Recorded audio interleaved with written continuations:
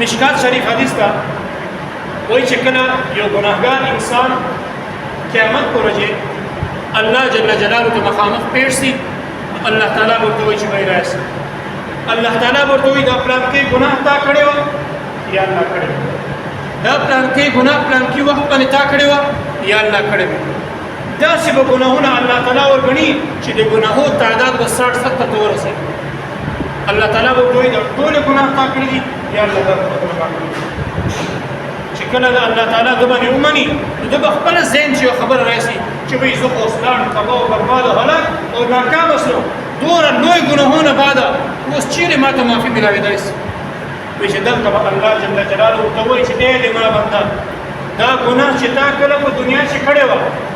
ما ته چاته وشولای او یا نه وای دا ګناه می تاول په چا باندې ظاهر کړی و وای نه وای په چا می پردا چولې و وای یا نه بالکل په باندې پردا چولې و الله تعالی وای چې دنیا کې یو 4 کروڑ انسانان او لکاو انسانانو مخ چې توي ته التما رسوا او ذلیل مې نه کړې تا باندې ما پردا چولې و نن خو د قیامت ورځ نه واخره آدم علی السلام دور پورې تمام دنیا انسانان لړ دي نن بس تا چرنګ په پردا کوم نه دی په پردا کوم چې دا ټول ګناهونه په دې کې نبی علیہ الصلوۃ والسلام وایي دغه حدیث مخته ټکړه ده وایي چې کله نبی الله تعالی داسې ورته وایي نبی علیہ السلام ته خانداس صحابه کرام پوښتنه وکړه یا رسول الله ولې دې وخاندل وایي دلته الله خاندلی و ما چې کو وخاندل ورته څنګه الله خاندلی و ورته چې کله الله د هر شی معاف کی او د ګناهونو په نیکی ورته بدل کی نو دلته بدل بیا د دنیا کې هیڅ نه چیز ورته وایي الله ما په بل ګناه کړی یا الله ما خو ګناه ته بل ځای کړی اما خو ګناهونه په پټه باندې بل ځای کړی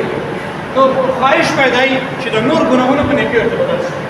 نو وایي دلته الله جل جلاله خاندي وایي بشه ګوره ما هر شی ورته معاف کړه اوس چې معافي ولیده اوس یې هیڅ معافي ورڅخه نبی علیہ السلام مبارک وایي چې الله تعالی به تاسو ګوره په هیڅ باندې وخاندي جناب رسول الله صلی الله علیه وسلم وایي چې وایي دنیا کو کاروبار کو ملازمت کو دکانداری کو هر شی کو او سره چې دینداری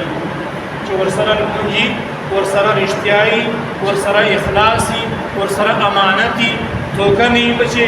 ظلم او زیاته نه بچي